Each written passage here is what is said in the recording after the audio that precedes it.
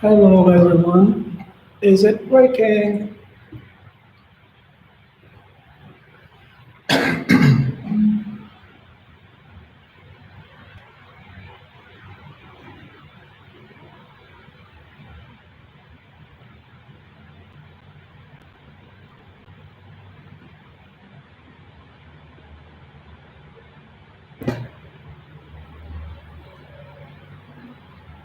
Hello. You hear me fine?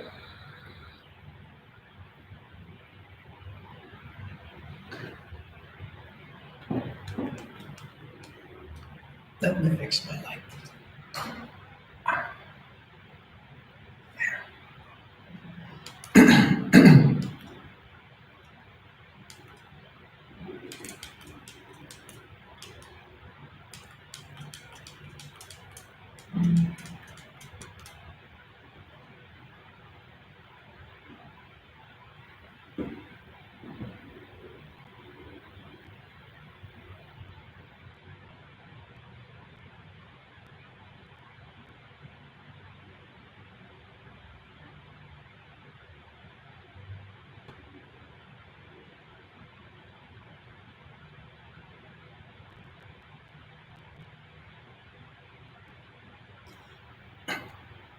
Okay.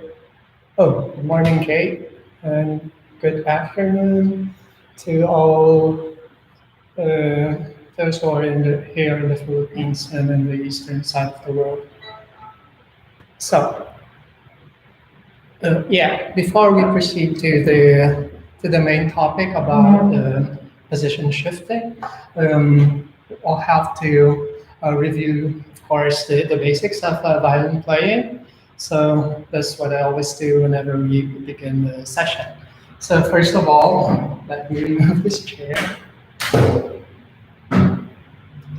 Okay, so there. So first thing, when you hold the violin, it has to be parallel to the ground, to the floor. So this and the floor should be parallel. Okay.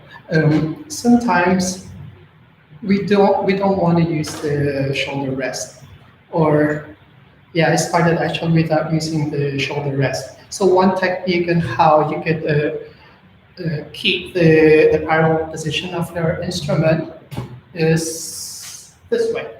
So of course you have to hold it with the chin, and of course it will point downwards. All you need to do is to sway it to the left. Here, there, and that's the position. If you want to practice without the shoulder rest. During my college days, I actually did not use any shoulder rests at all. I only started using shoulder rest when I was done with my education. So that's how you should position it if you don't want to use a shoulder rest, but of course it's much easier with the shoulder rest on. Now, another basics is that you have to keep in mind that the shoulder and the elbow would only move should only move when you cross from one string to another. So middle of the bow on each string. Yeah, so you can see 90 degrees, or we call it square. As you can see from here, here, up, and then the violin. There's the square position, or the 90 degrees angle. Yeah, so from here, you cross the A string. That's when you should remember how high the elbow should be. And then the D and the G. Always remember that the shoulder, no, I mean the elbow is about 1 or 2 degrees lower than the wrist here. So it's always a little bit like this, not like that, never like this. So not straight, but about 1 to 2 degrees lower, so that you won't have to carry the weight of your whole arm when you play. So as you play, just let the gravity work towards your benefit. So from G, let the gravity pull down the weight, so you could cross down to E and back. I did a lot of practice just doing open strings. Here, little bow, here, then there. You have to be mindful that the shoulder doesn't go up. If it goes up, then it gets heavy. It feels like the bow is getting heavy, and you'll get carried much easier and faster. So all you need to do is drop the shoulder. Sometimes even the left shoulder goes up when you play. You have to be mindful of that. So both shoulders should be down when you play violin. So the violin is here. Practice with open strings. This is a very good warm up. And then after that, you would, well, of course, try doing open strings also, but the double stops, double stopping of open strings.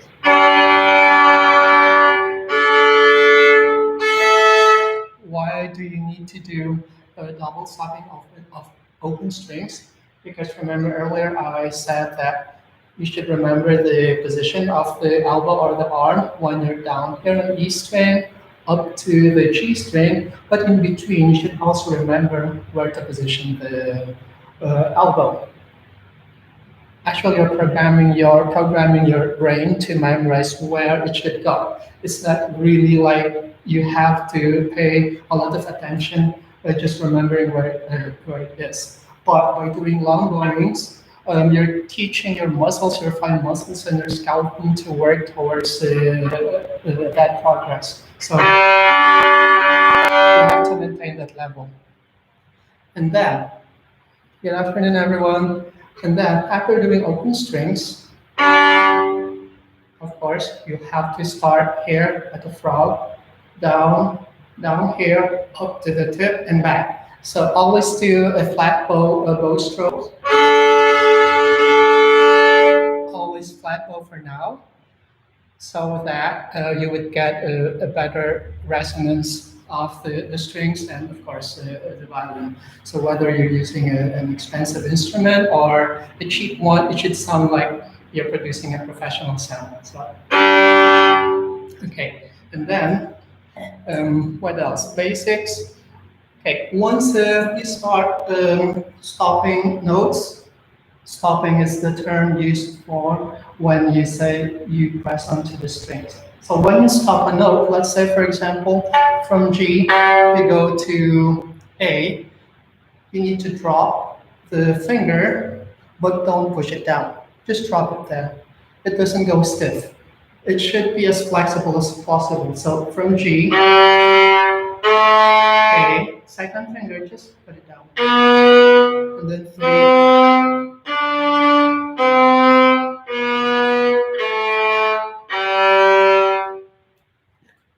It's a very good habit to just do half scale before playing the full scale.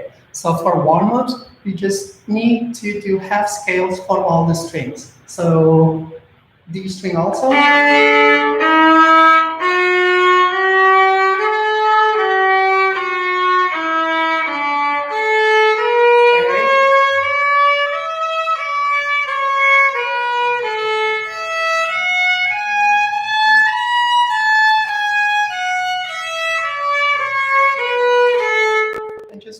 finger placement. So 1 to 2 far apart, 2 and 3 close together, right next to each other, and then 3 and 4, like this. Okay, so exactly the same intervals for all the 4 strings. So, and then, well, of course, you have to play slow at first. Thank you, everyone.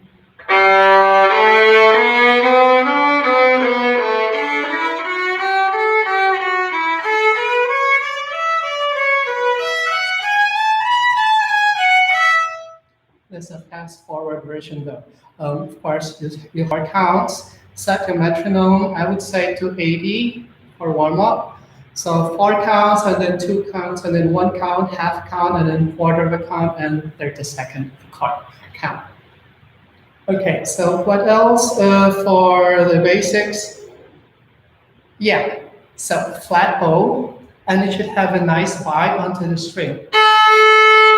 You don't just put the bow on top of your string, and then when you pull it, it sounds so airy, sounds so soft, without a body at all. So you need a little bit of pressure by dropping the weight of your arm.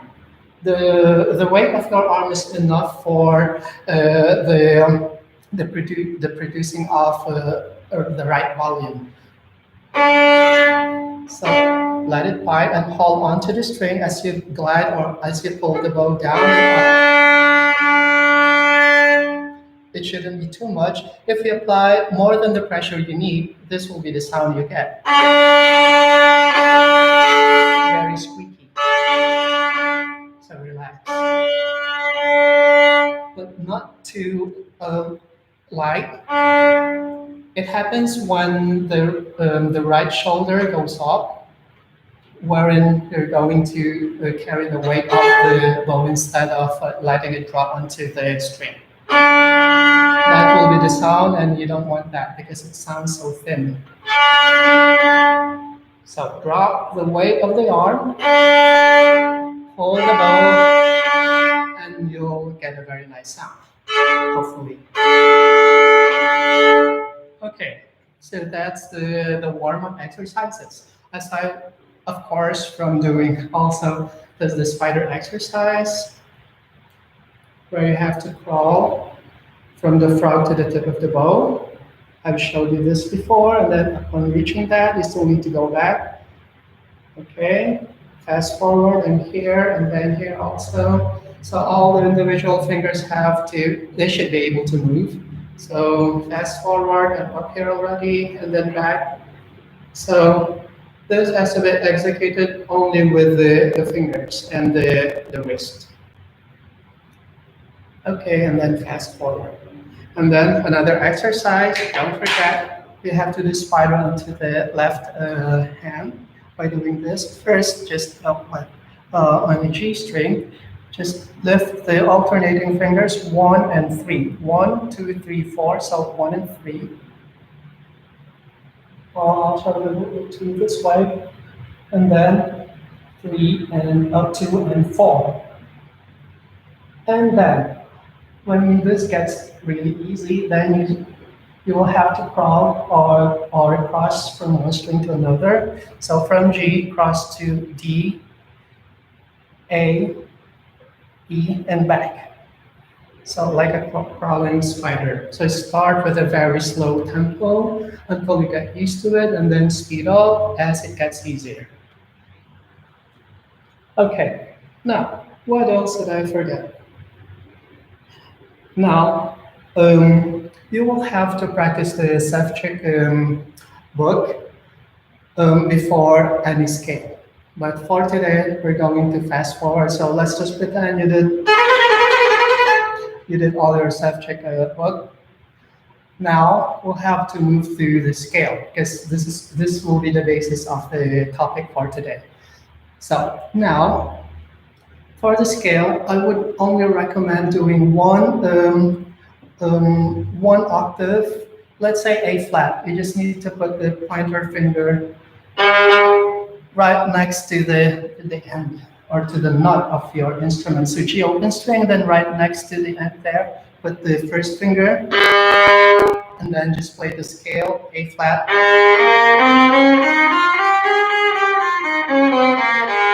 Okay, memorize that. Of course, you have to do that slowly.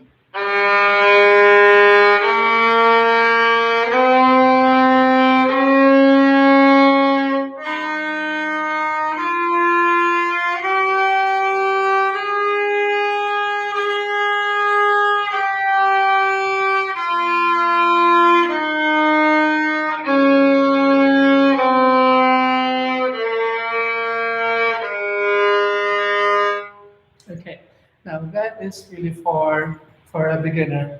That's a beginner scale. But actually, even if you're a beginner, if you could really relax your right hand, or sorry, your left hand, you could start shifting from one position to the end position, I mean to the position you can reach. If you're going to memorize the intervals, you'll have to memorize it not just by the distances, also by listening. You need to listen to all the tones. So the tones have to be in tune. Okay, that's the requirement for a beginner, and you wanted to start going to crawl to another position. Your intonation should be perfect, or at least near perfect. So this is the basic.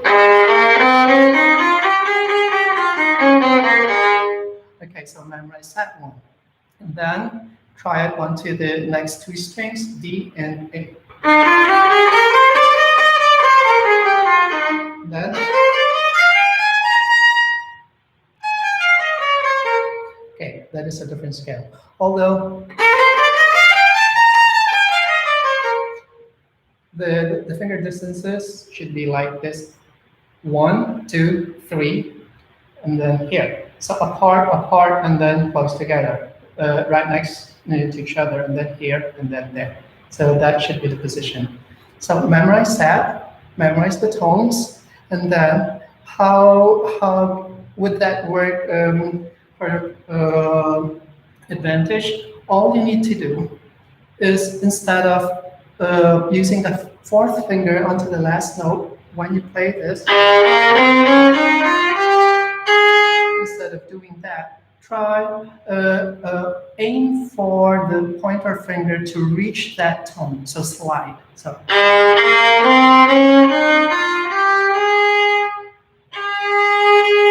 go there. So now the exercise is 1 and 4.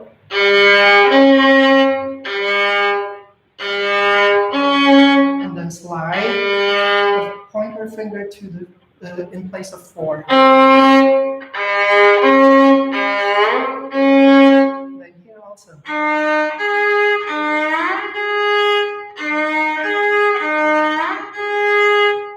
Okay, so now let's see how it works.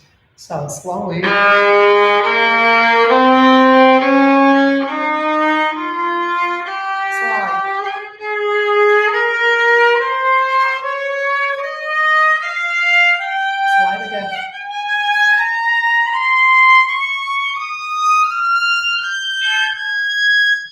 Now you have an ascending 3-octave scale. So remember, you only did 1 octave at first. And then you practiced it a lot, you memorized the tones, you memorized how the intervals are placed onto the neck of your instrument, and then you start placing the pointer finger in place of the pinky finger. So G to D string. Let's do it again. So, instead of 4, slide the pointer finger up.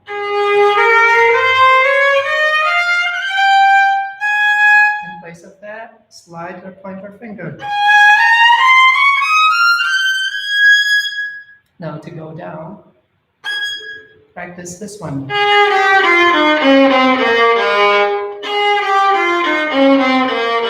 So let's go up again.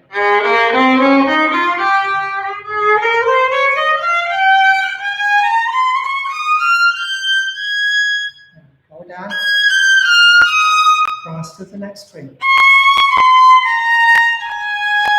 Remember, that was played by the fourth finger earlier, or meant to be played with the fourth finger earlier. Therefore, when you slide back down, you will need to use the third finger half a step below it.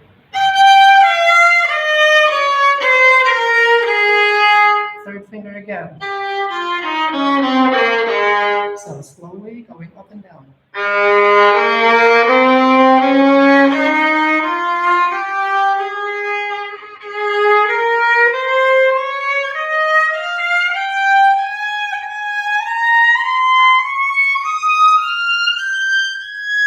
And to go back.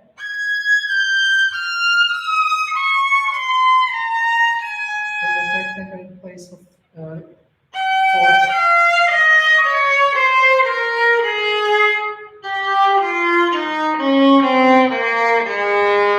Okay. Now, if you're really a beginner, I advise that you practice first sliding one finger, the pointer finger, because it is the basis of the positioning. So you can only determine the position by where you put the pointer finger. So as an exercise, you just need to slide from here up to the highest point you can go. And back. Okay, now look at my thumb. So the thumb, when you place it onto the neck of your instrument, it should be very light, like a feather. You don't squish it. Okay, no pressure. You don't press it. You just need to put it there because you have a thumb. Then just put it there. So.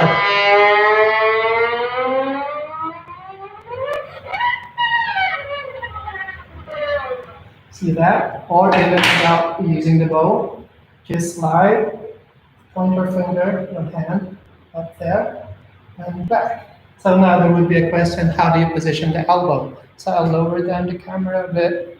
So here, when you're on E string, the elbow should point down, straight down to the ground. If you're on A string, it will move to your front a little bit, maybe about 2 degrees, and then D, and then G. So a bit inwards towards your front when it's on the G string. On E string, pointing downwards, straight downwards. So since we're sliding it onto G string, then they should move towards the front. All you need to do is slide. Look where my thumb goes. So there. So the thumb should move along while you slide from the first position up to the nth position. So watch again. My thumb, I hope you can see my thumb there, and then it goes under. It's actually at the side now, side of the fingerboard, and then back. And that goes under again, and back to where I started from. So there. So that's how you practice sliding. So one exercise also is putting the first finger where the other fingers would be at. So if your scale is the half scale, now put the first finger in place of the second. That is called second position. Now this will be the new start. This will be your do in syllables. This will be your new do, or the C, the tonic. So I'll start from A flat again, the basic one. So.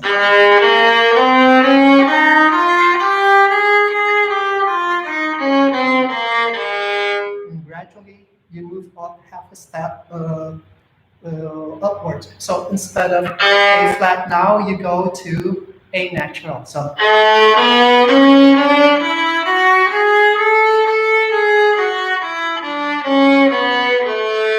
And then B flat.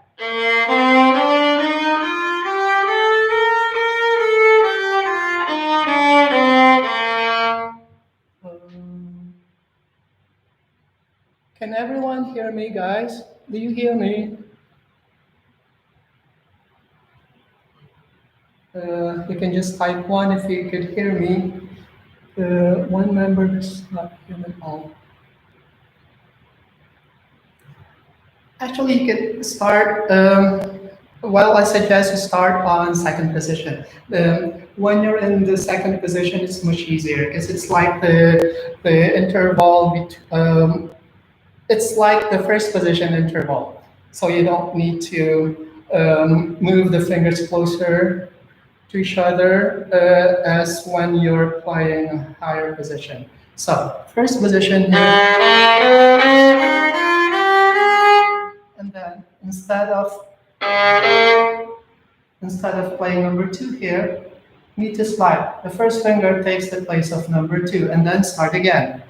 The same, not the same interval. Well, the same interval, but now we're doing a B flat major scale. So, and then another whole step. But I suggest you do a chromatic movement starting with A flat. And then to A. And then another half. Another half. Okay, now the challenge is from here, try to go to the highest point you can. Let's say I'm a beginner, I just wanted to try if I could play the scale in a very different position from what I'm used to. So I'll move to, let's just say here. I don't even know what pitch this would be. Remember, I'm a beginner. So since I know the pitch of the 8 notes in the scale, the major scale, so do, re, mi, fa, sol, la, si, do, and back, then try to sing that in mind as you play. So any point, I will just say stop, I'll close my eyes and say stop, stop. Okay, so this is the point. I'm going to listen to the first note where my pointer finger stop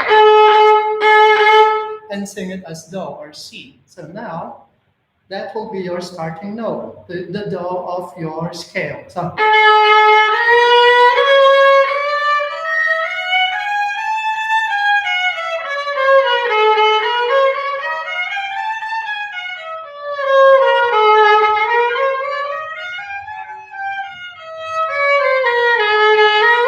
okay, so that's how you practice it. You go to any point you want, even if you don't know the actual pitch, just play the C major scale. So now I want to go back down somewhere. So here, that's my new do. So let's try now playing, applying the same technique into the other strings. Let's start. Oh, I'm gonna put now my pointer finger to D string to a pitch I don't even know. So I'll put it here. That's my new do. So now. Okay, so questions. So Ria has a question. Okay. Yes, go ahead. What's your question? So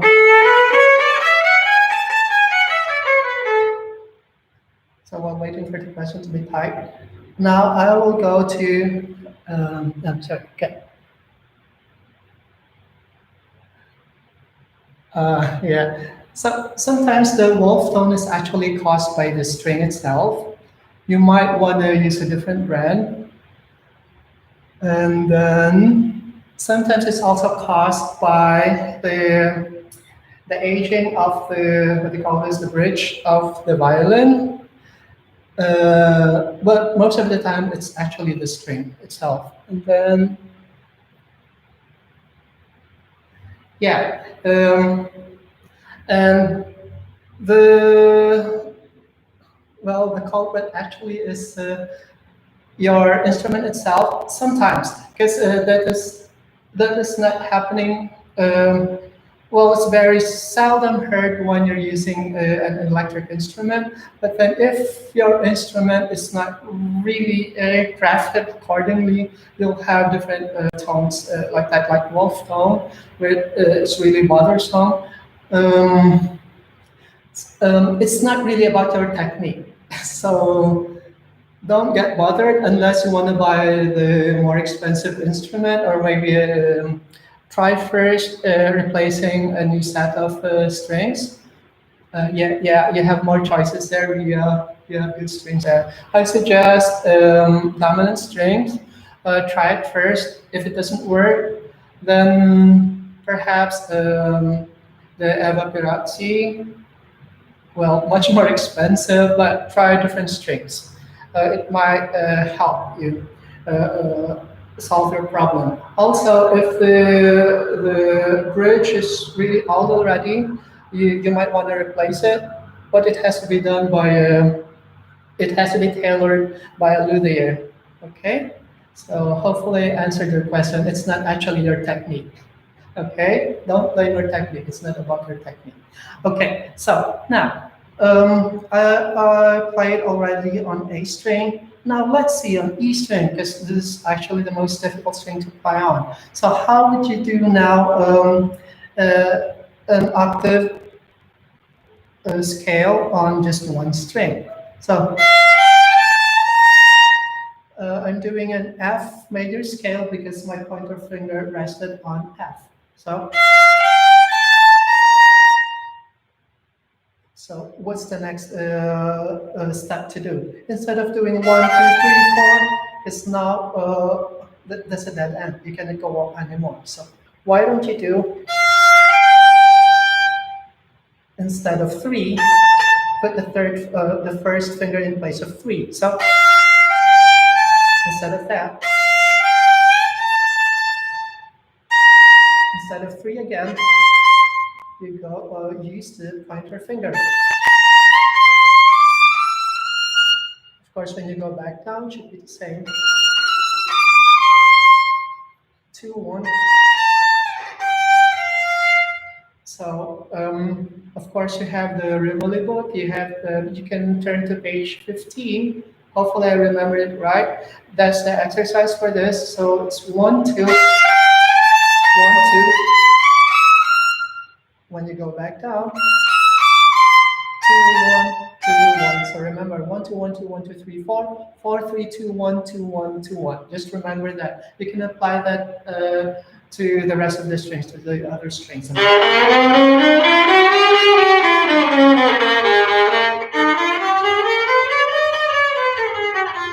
And to any point of the string also. So you can just drop your finger to, let's say, A string. Where? Here. Okay, so there goes your ascending scale. 2, 1, 2, 1. Sorry. The E. So that's how, well, not really cheating, but I will just say cheating. That's how you cheat the strings, the scale on the different strings. So now, if you want to play very high notes, pick a point where you want to start. Let's say here. I don't even know where that is. So,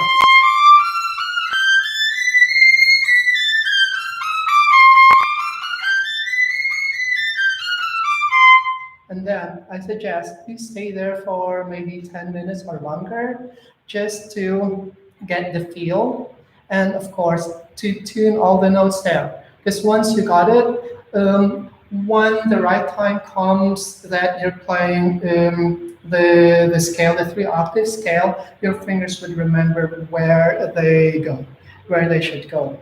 So now, if we want to do the 3-octave scale in Rimoli,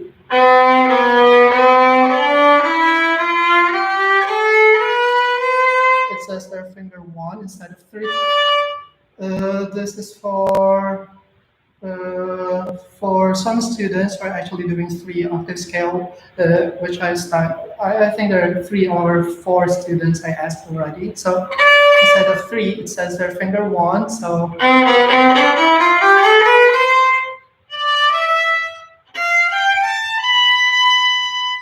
then finger 1 again. Okay, so finger 1,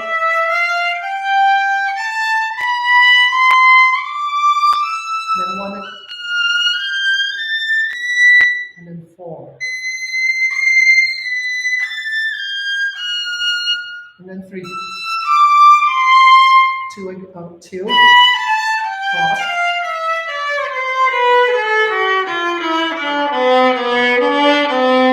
So that's how Rivoli scale is executed. That's the C major scale. Now, when you do what we call this arpeggios for that particular major scale, the arpeggio starts with the second finger. And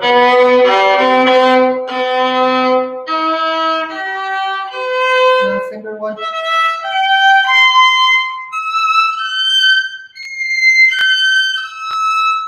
You really need to clean your ears. You have to memorize exactly the sound, the right pitch when you do arpeggios and scales. If not, your fingers would memorize, the muscle of your fingers would memorize the wrong placement, and therefore, when you play in the future, it will be off. So you have to be careful when you play the scales and arpeggios. So let's say, for example, an F.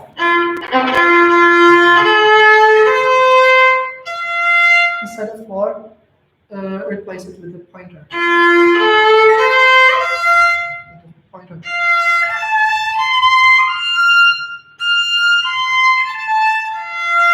Put the 4th finger there again.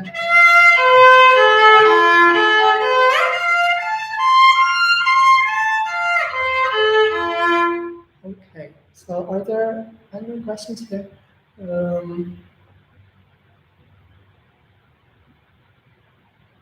Yes, that's why you really need to memorize your scales, not just the notes, but memorize how your hand or the whole arm moves when you play from the first position up to what position you're gonna land. So memorize how it goes, how the muscles move, and how the pitches or how the right intonation are achieved.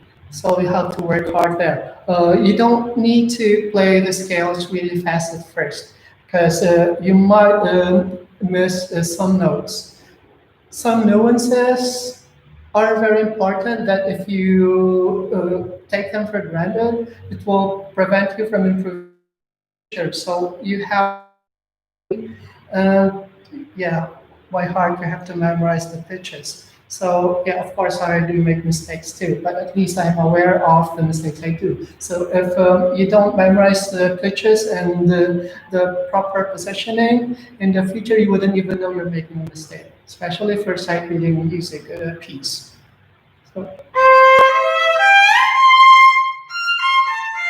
So like this one, this pattern 1-3-1-4.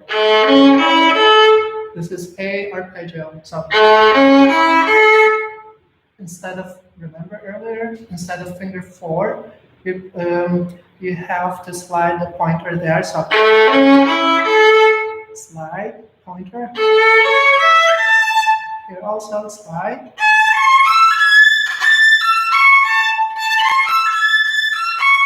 Now you have a 3-octave arpeggio. So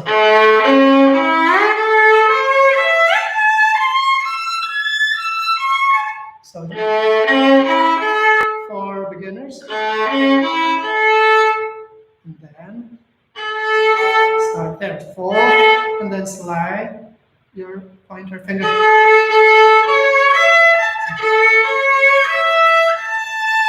Then slide.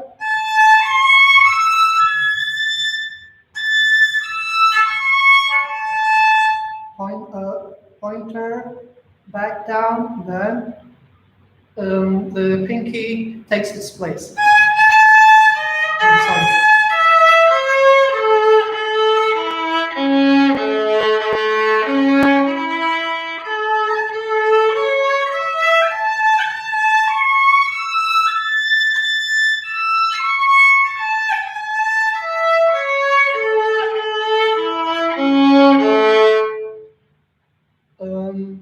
yeah, this is taken from Rimoli, but actually, if you know one scale, just one scale, you can apply it to all the positions already. So this is when I was exploring back in college. This is the exercise I did. So I did not limit myself to what the books told me to do. So I did a lot of exploration. So this is what I found out that actually, if you play one octave scale, you can just apply it to wherever you want to go, or just one octave arpeggio, and then you can actually superimpose that to get 3 octaves, or if you want only 2 octaves, it's fine. So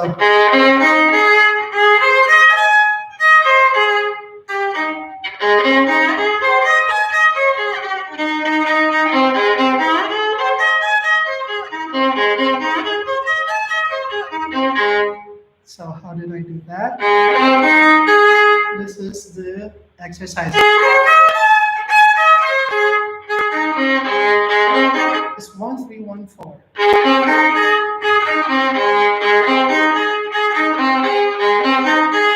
One in place of 4.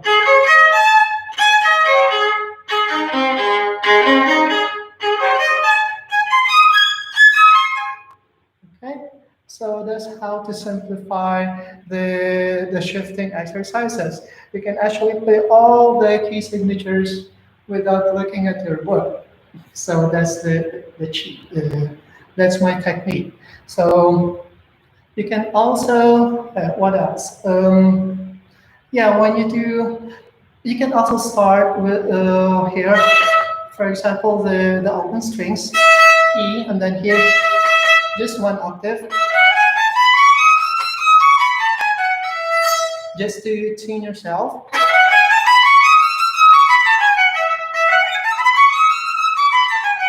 So A and E mostly are the two strings where you're going to play like really high notes. So practice a lot there. So I normally would start on E here. So I tune it to the open string, and then F.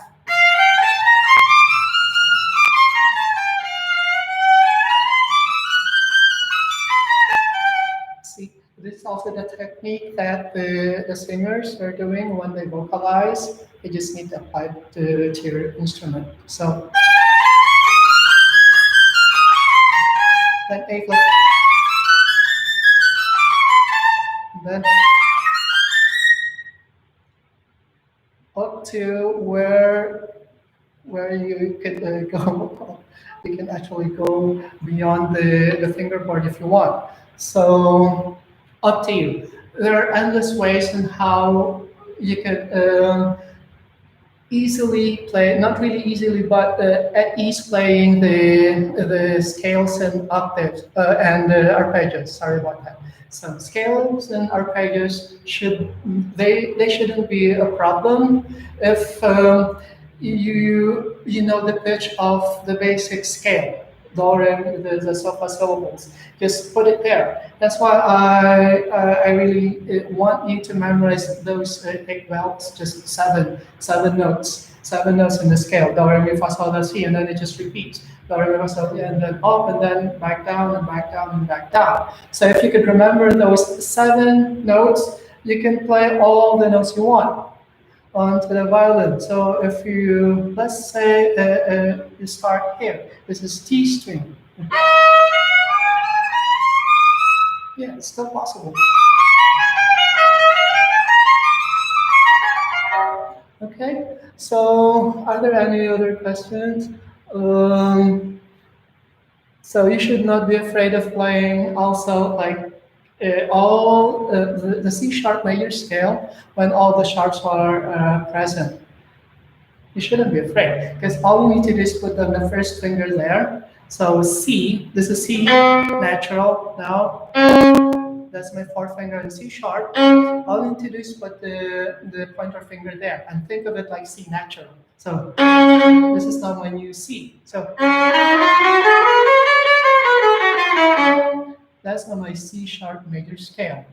But did I worry about the sharps? No, not at all. I just have to say, I just sang the scale in my head.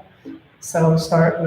This is called the movable doll, where you can play any scale you want with the different starting positions. So what else? Flats also the same. So C, and then you see that in your scale book. Oh no, all the flats are there. So the first note, the C is a flat. That's the flat. All you need to do is put down the first finger there,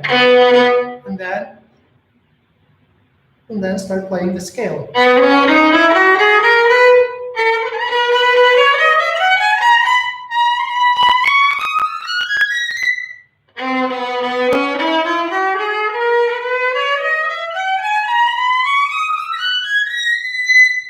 And then connect them all together. So technique 1, 2, 1, 2, 3, 4, 1, 2, 3, and then 1, 2, 3, 4, 1, 2, 3, and then 1. So memorize the fingering 1, 2, 3, 4, 1, 2, 3, slide, or 1, 2, 3, 4, 1, 2, 3, 4 for a starter. And then in place of 4, slide the pointer. 1, 2, 3, 4, 1, 2, 3, 4, slide your pointer to 1, 2, 3, 4, 1, 2, 3, 4, and write down 4, 3, 2, 1, 4, 3, 2, 1. But remember that that 1 is also, it took the place of your pinky, so instead of 1 and then 4, of course, you'll have to go down to 3, semitone lower. So that's what I'm saying. This is like your fourth finger already. Therefore, and then 3. So that's the A major scale. What else? Yeah, the exercise how you could easily slide is the technique is to remember that this thumb should be very light because this is the one that's going to prevent you from sliding easily. So if you don't fix your thumb, it's going to hinder you forever. So put it lightly onto the neck of the instrument, put it there, and slide, or just slide. I told it earlier, you just need to slide. Should have the freedom to slide from the starting point to even up here. Okay? That's the basic exercise on all the different strings. So go up and down, positioning your elbow correctly. So here, and then position them correctly, see that, and then back. Now G string, even higher, it goes up here, and now A, and then E. Slide. So the pointer and the thumb would move at the same time. Not one finger should be left behind, so they move at the same time. Then here, and then back, and then there. Okay, do you have questions? Are there any questions there? What else? What problems do you have? Sri is still there. Do you have other questions? So far, no more questions. So what else? Because today we're only dealing with the positioning. So not so far, okay? What else? I might have another technique to ease your practice. What else did I do before? Aside from that, oh, I also did double stopping of notes. So to tune the C sharp, I'm doing A flat, so this should be C natural. So, and then here. Finger 1 is stopping actually 2 strings at the same time. You can tune them by harmonizing those 2 notes together.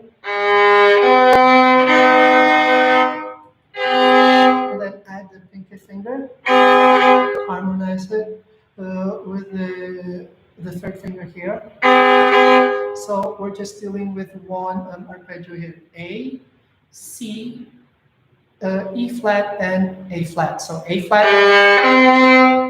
and then E flat, and then four.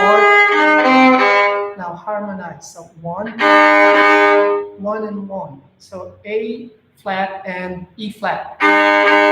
Now A, C, and then with together with the E flat. Harmonize it. And then put down the pinky finger also.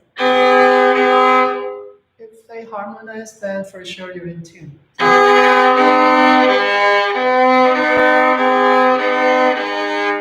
That's how you tune arpeggios. Okay, you can apply it to the next two strings, which will be E flat arpeggio. So,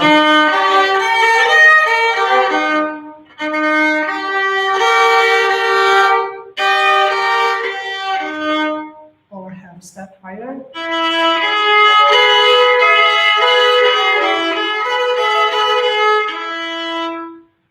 Okay, so yeah, for the review, actually to go up, this is page 15 of Rimoli book. You have your PDFs, right? So remember the finger is 1, 2, 1, 2, 1, 2, 3, 4. And then how will you play that? So G string, one, let's start on A flat. So this is A flat, and then B flat, instead of the third finger on C. Slide the pointer finger in place of 3. So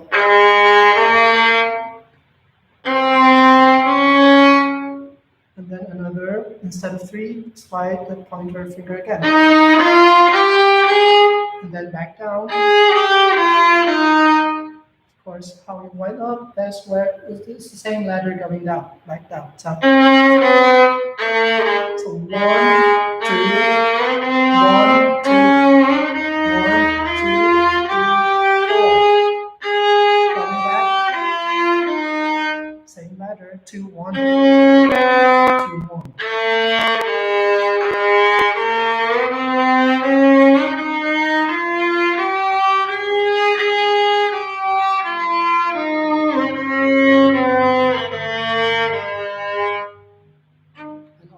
Notes, and then you can apply that to any point you want. So you can actually start here.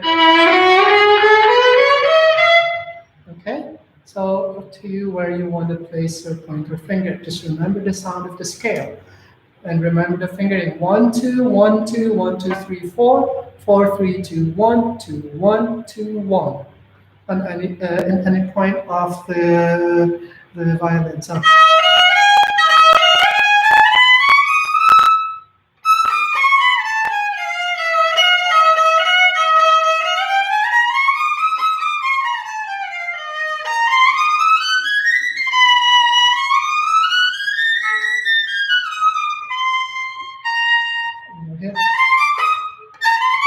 So two types. One going up on one string only, and the other one, the more basic one, is crossing to the next higher string.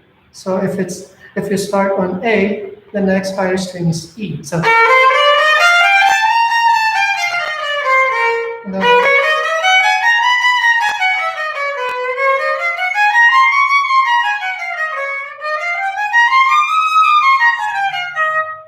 and so on and so forth. Okay, questions? Let's see. They're still there. Any questions regarding shifting?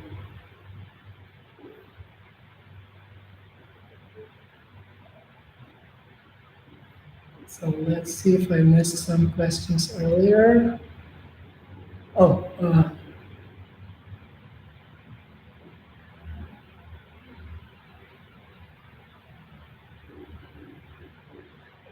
sorry, I missed your question.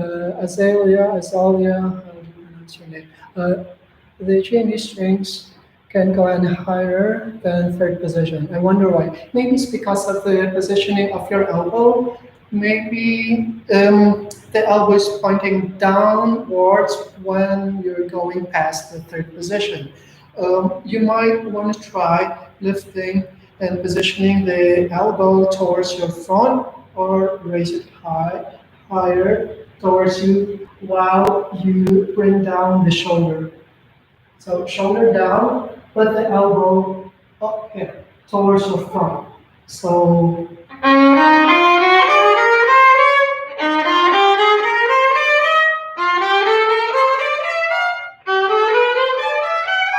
you should be able to go up without any problems if the elbow position is correct. So I hope you're still there, and I hope I answered your question. Sorry, I did not see that earlier. Uh,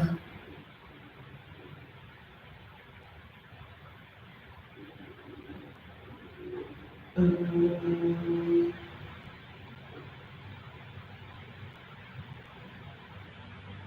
mhm.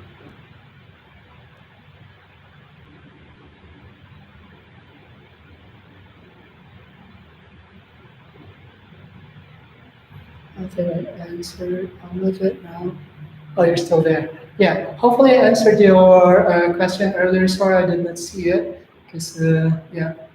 Um,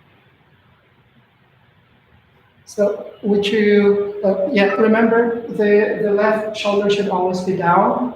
And then when you go to higher positions, the elbow should move towards your front. So instead of the hand reaching for the high note, it's actually the elbow going up while keeping the level of the left shoulder down. So here and then back. Again and then back. Okay, so what else? Uh, Other questions so far?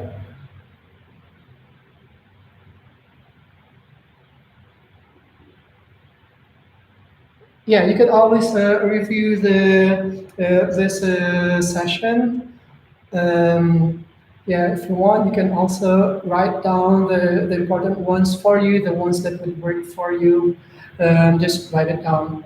If you go back and watch the replay of this video. Yeah, and I will wait for your videos.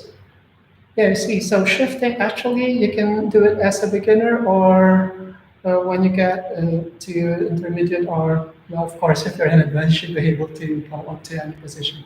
But you should not be afraid of shifting when your basic technique, meaning that your fingers, all the fingers are strong enough to stop the strings without pressing it. What I mean by strong enough is the moment you put down your finger, there's enough weight already for the right sonority of the sound of the instrument. So that could only be attained by excessive practice. Well, not excessive, but a lot of practice with the book self-check.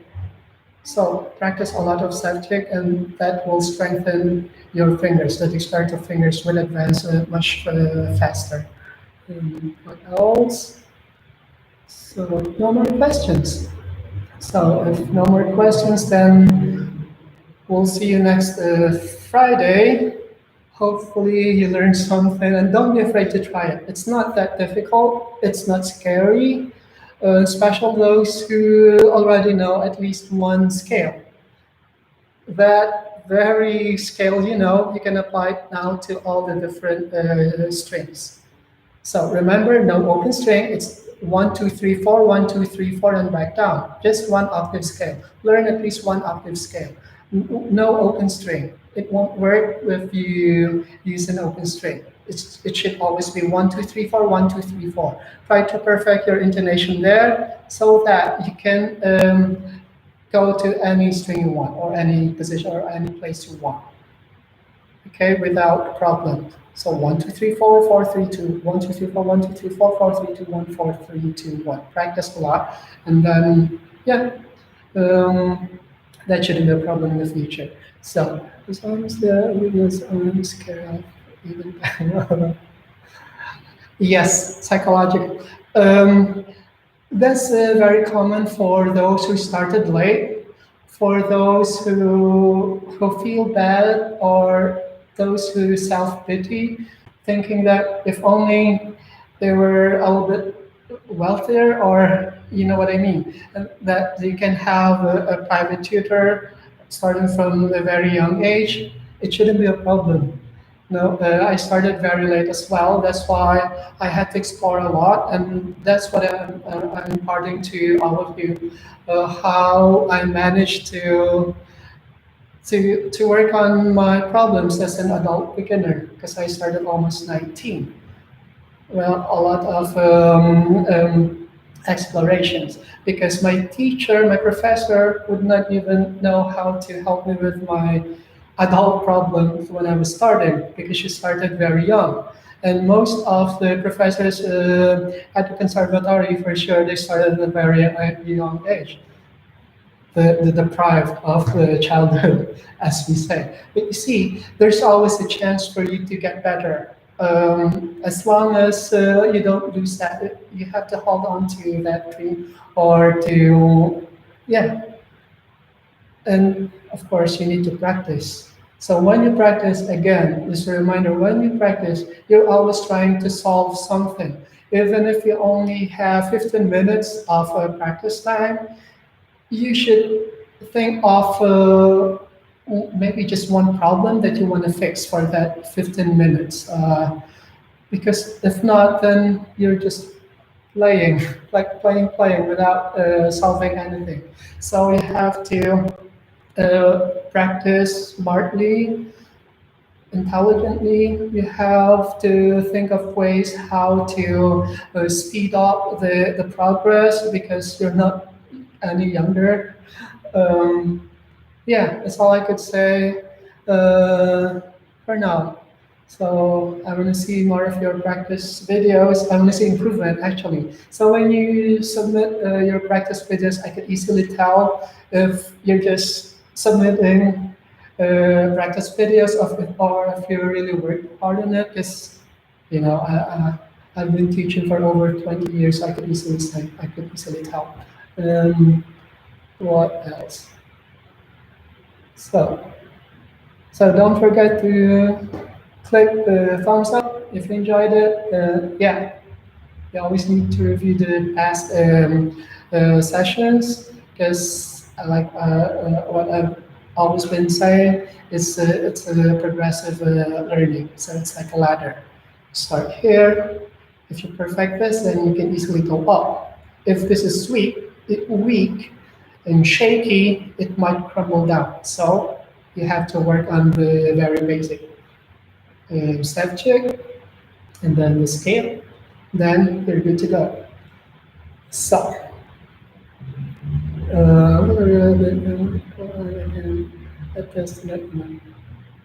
yes, that's very true. Because a lot of those who started very young, when they get older, yeah, it's just natural for them to like playing. And then if you ask them how they did it, like how could they tell? They were so young back then to even remember how they practiced it. So yeah, that's very true.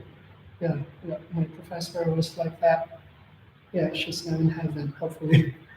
So, so no more questions. So thank you for staying. Hopefully, I gave you pointers that would be beneficial for your learning and to ease up your problems. Thank you also for the other guests who are here. Okay, so that's all for now. Thank you so much. See you next week, same time. Yeah, so put in your calendar. So bye for now.